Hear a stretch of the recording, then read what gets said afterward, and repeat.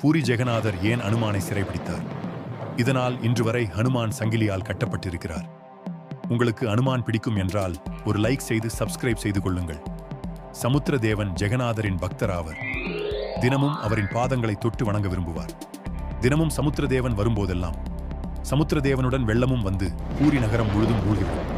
இதனால் மக்கள் அனைவரும் சிரமத்துக்கு ஆளாகி ஜெகநாதரிடம் சென்று முறையிட்டார்கள். இதை கேட்ட ஜெகநாதர் தனது பக்தர்களை காக்க எண்ணினார். உடனே தனது தீவிர பக்தரான அனுமானை அழைத்து, நீ எனக்கு ஒரு உதவி செய்ய வேண்டும்.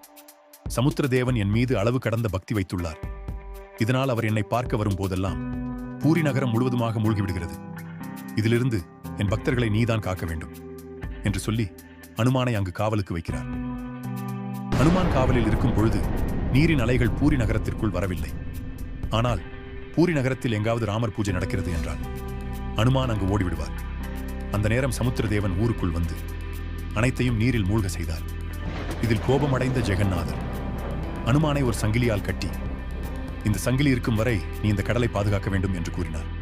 இதன் நினைவாக பூரி நகரத்தில் பேடி ஹனுமான் என்ற கோயிலும் உள்ளது. ஜெய் அனுமான் என்று கமெண்ட் செய்யுங்கள். இப்படி புராண ரகசியங்கள் வேண்டுமா? சப்ஸ்கிரைப்.